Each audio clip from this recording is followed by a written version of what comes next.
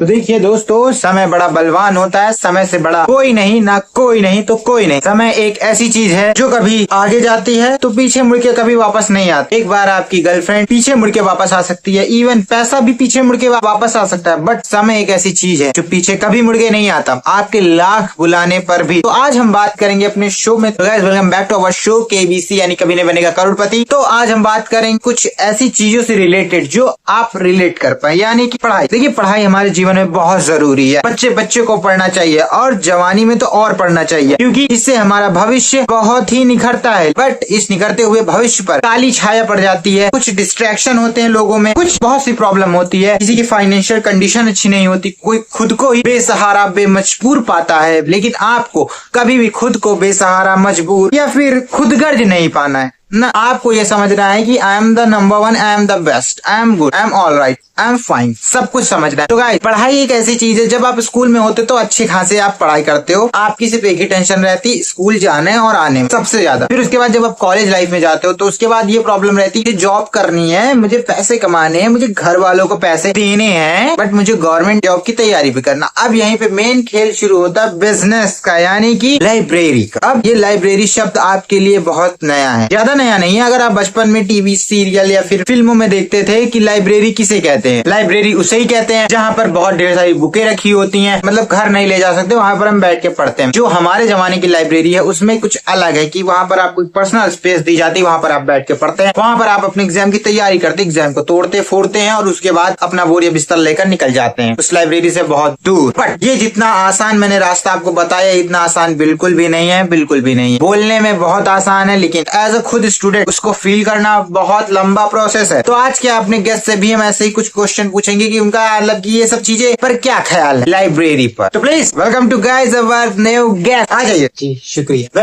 मैं सहमत हूँ आपकी बातों से। हमारी कौन सी बात से आप सहमत? यही कि बच्चे लाइब्रेरी जा रहे हैं, पढ़ रहे हैं और अपने भविष्य को बेहतर बना रहे हैं। अभी आप नहीं जानते, जैसे बचपन में हमारे पेरेंट्स को पता था कि स्कूल बहुत ही अच्छा होता है, स्कूल में अच्छे टीचर होते, स्कूल में अच्छी शिक्षा मिलती, स्कूल में अच्छे नेचर से सब लोग बात करते, स्कूल में सब अच्छा होता, बट उनकी नेगेटिविटी यानी बुराइयां कोई नहीं बताता। ठीक वैसे ही लाइब्रेरी की सिर्फ और सिर्फ अच्छाइयां बताई जाती है कि आपको high speed internet, fully AC और अच्छी कुर्सी और अच्छी मेज दी जाएगी, और साथ में आपको टीचर थोड़ा बहुत गाइडेंस भी कर देंगे बस। बट उसकी कमियां नहीं बताई जाती आपको। मुझे ऐसा लगता है कमियां तो सभी में होती है, राइट, कमियां सभी में होती हैं, बट हमें लोगों की जितनी अच्छी चीजें पता होनी चाहिए उतनी ही हमें उसकी कमियां भी पता होना चाहिए। कमियों का क्या है? कमियां तो कमियां होती हैं। यस, कमियां तो कमियां होती, बट हमें कमियों के बारे में भी पता चलना चाहिए। आप ही बता दीजिए वैसे में कौन कौन सी कमियां हैं। मैं एज अ स्टूडेंट मैंने लाइब्रेरी कभी ज्वाइन नहीं की, बट उसकी सर कमियां मुझे लगता है बहुत बड़ी तो होंगी नहीं। अरे अभी तो आपको पता ही नहीं। कमियां नंबर 1, सबसे पहले बड़ा मिथ मैं ये दूर करता हूँ कि लोगों को लगता है लाइब्रेरी जाने के बाद फोकस, ध्यान बहुत बढ़ जाता है, बट ऐसा नहीं है। उसका फोकस थोड़ा घट जाता है। कैसे, मैं बताता हूँ। उसका ध्यान दो तरफ रहता है, पहला वाईफाई की स्पीड पे, दूसरा दरवाजे पर कि कौन आ रहा है कौन जा रहा है। दरवाजा जब खुलता है तब उसकी मुंडी ऐसी होती है, दरवाजा जब बंद होता है तब भी उसकी मुंडी ऐसी होती है। उसकी मुंडी दरवाजे की तरफ दाएं बाएं दाएं बाएं दाएं बाएं हुआ करती है, जैसे दरवाजा नहीं अंदर बाहर वैसे ही मुंडी भी। तो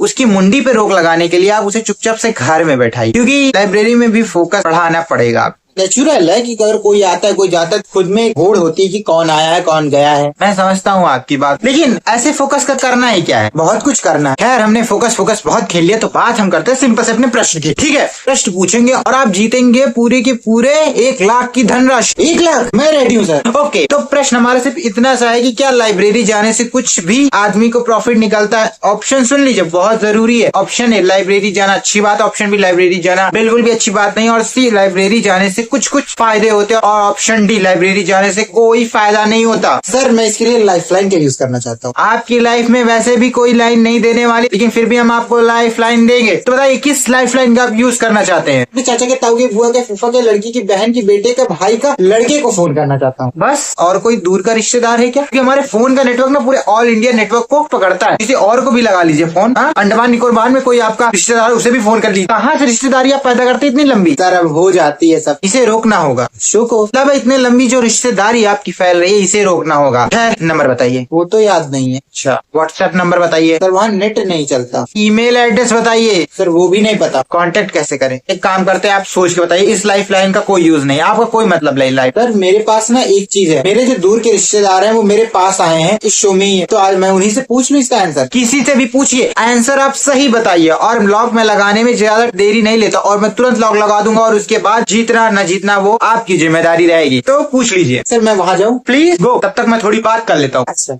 देखिए, वो तो चले गए, मैं बात कर रहा था लाइब्रेरी की। देखिए, लाइब्रेरी के कुछ अपने फायदे, कुछ अपने नुकसान है, लेकिन ज्यादातर हमें जिस चीज में फायदे दिखे हमें उसी चीज के पीछे जाना चाहिए। आजकल ये लव शब्द का चक्कर भी बहुत चलता है लाइब्रेरी में। मैं भी एक बार लाइब्रेरी ज्वाइन किया था, मेरे बगल में एक लड़की बैठी थी, उसके बगल में एक लड़का बैठा था। मैं ऐसे लिख रहा था तो मुझे ना आवाज आई चिक चिक की, तो मुझे लगा शायद कुकर की सीटी किसी की बज रही होगी, या फिर किसी की साइकिल से हवा धीरे धीरे निकल रही होगी। बट आवाज ना कहीं और की थी। वो मैंने देखा कि जो अब ये वाला सॉन्ग बनाया, पहला तू, दूजा तू, तीजा तू, ऐसे वाला, मतलब कि इस सॉन्ग का स्टेप पहले ही वहां पर क्रिएट हो चुका। मतलब कि एक लड़का का हाथ और एक लड़की का हाथ, दोनों एक दूसरे को, मैं कर तो नहीं सकता इस शो में, किस कर रहे थे, एक दूसरे के हाथ को छूम रहे थे, स्पर्श कर रहे थे अपने होठों से। मैंने देखा और मुझे उस समय बहुत ही ज्यादा अपने दिल से बुरा लगा। बुरा लगने का रीजन ये था, एक ऐसी चीज के लिए मैं तैयारी कर रहा हूँ जो मेरे हाथ लगने या ना लगने का कुछ पता नहीं कि लगेगी या नहीं लगेगी, और दूसरी वो चीज थी जो मेरे हाथ कभी नहीं लगेगी, कभी नहीं लगेगी, यानी कि जो उस लड़के के हाथ में लग चुकी थी। तो उस समय मैं बहुत टूट गया था। बट भगवान को भी रिलेशनशिप देखना पसंद नहीं है, भगवान को भी मंजूर नहीं था कि मैं सिंगल रहूं और वो मिंगल रहे, तो इसीलिए उन्होंने कुछ महीनों बाद उन दोनों के बीच में ब्रेकअप हो गया। वो जो लड़का यहाँ बैठता था वो तो यही बैठती रही, लेकिन वो जो लड़की थी वो कहीं और बैठने लगी। तो एक छोटी सी स्टोरी थी, क्योंकि रियल घटना पर आधारित स्टोरी। आ गए। तो बताइए कौन सा आंसर आप चूज करेंगे? मैं थोड़ी सी स्टोरी सुनाने लगा था, मैंने आते आते सुन लिया। अच्छा, तो क्या आपके साथ कभी ऐसा हुआ था? खैर मैं जिस लाइब्रेरी में जाता था ना, उस लाइब्रेरी में लड़कियां ही नहीं। अब आपसे आगे पूछने की उम्मीद है। खैर, तो आंसर बताइए, आप छोड़िए ये सब चीजें होंगी या नहीं होंगी, बट 1 लाख मिलने के बाद आपके पीछे लड़कियों की लाइन जरूर लग जाएगी। तो बताइए कौन सा आंसर आप चूज करेंगे, ए, बी, सी या डी? सर इस पे मैंने बहुत सोचा, मैंने बहुत विचार किया, मैंने बहुत ही ज्यादा माथा अपना खराब किया, फिर उसके बाद मैं फाइनल डिसीजन पे आया हूँ। हाँ, फाइनल डिसीजन पे आया तो बताइए ना मुझे वो फाइनल डिसीजन, ताकि मैं फाइनली उस आंसर पर लॉक लगा सकूं। मैं चूज करूंगा सी। ओके, तो सी यानी कि थोड़ी अच्छाइयां हैं, थोड़ी बुराइयां हैं, थोड़ी थोड़ी सब कुछ है, ऑप्शन सी। जी। वैसे में आपके मन में ख्याल कैसे आया कि यही हो सकता है? जैसे चाय पीने से हमें खुशी मिलती है, उस तरह डायबिटीज होने का भी खतरा होता है, और भी चीजें होने का खतरा रहता है, बट हमें खुशी भी तो मिलती है। ओ, तो यानी लाइब्रेरी आप खुशी के लिए जाते थे? नहीं, मेरा मतलब ये है कि किसी भी चीज से हमें जितनी अच्छाइयाँ मिलती है उसकी थोड़ी बुराइयां होती थी, इसीलिए मैंने बैलेंस करते हुए मैंने ऑप्शन सी पर लॉक लगाया। ओके, तो ऑप्शन सी पर लॉक लगा दूं मैं फिर? थोड़ा सोचने का और मौका। टाइम मुझसे मत मांगिए, सब कुछ मुझसे मांग लीजिए, पैसा मुझसे मांग लीजिए, बट टाइम नहीं। तो सर फिर पैसा ही दे दीजिए। खैर छोड़िए, आगे बढ़ते। मैंने सुना नहीं कि आपने कुछ कहा। खैर छोड़ते, पैसे वैसे की बात हम नहीं करते। जब तक आप जीतेंगे नहीं तब तक आपको पैसे मिलेंगे नहीं। तो कंप्यूटर जिन के लगा दीजिए ऑप्शन सी पर लॉक। आप थोड़े डरे हुए हैं। मैं नहीं तो आपके माथे पर पसीना आ रहा है। नहीं, वो तो मैं वहाँ गया था ना, इसीलिए। वहाँ जाने से पसीना आ गया। खैर कोई बात नहीं, डर लग रहा है? नहीं, मैं तो बल्कि खुश हूँ कि मैं आपके शो पे आया हूँ। चलिए मैं लगा देता हूँ। कंप्यूटर जी बताइए, इनका ऑप्शन सी सही है या गलत? My God. देखिए, मैं हर बार तो ऐसे डीपली रिएक्शन देना नहीं चाहता हूँ, हर बार आपको डराना नहीं चाहता। मैं साफ साफ कहना चाहता हूँ ये ऑप्शन आपका सही निकला। वाह भाई वाह, सही निकला, बिल्कुल सही जवाब, यानी सी बिल्कुल सही जवाब, सटीक जवाब। लाइट चली गई। आपके यहाँ इन्वर्टर नहीं है? शो का बजट कम है सर, शो का बजट कम है, क्या करें। मैं फोन की थोड़ी सी लाइट जलाता हूँ। देखिए जनाब, हम थोड़ा सा माफी चाहते हैं क्योंकि लाइट जा चुकी है, हमारे शो पर जनरेटर नहीं है, न इन्वर्टर है, तो राशि हम आपको देके जाएंगे, राशि आपको देके जाएंगे। कभी हम ऐसा नहीं करेंगे कि आपकी राशि हमने खा ली हो। सर क्या करें, फिर शो को बंद कर दें? ये बात आप कभी मत बोलिए। लाइट जाती हो तो जाने दें, लेकिन हम नहीं जाएंगे, अपने शो को बिल्कुल नहीं बंद करेंगे। तो कंप्यूटर जी, इन्हें इनकी राशि दे दी जाए, 1 लाख रुपए। आप कैश में लेंगे या छुट्टे? चेक भी चलेगा मुझे। एक्चुअली में हमारे यहाँ चेक खत्म हो चुके, तो आपको कैश में ही लेना पड़ेगा। कोई बात नहीं, डील डन। ओके, तो कंप्यूटर जी ने कैश दे दीजिए। देखा हमारे शो पर आना कितना इजी है और जीत के जाना भी कितना इजी है। हाँ जी।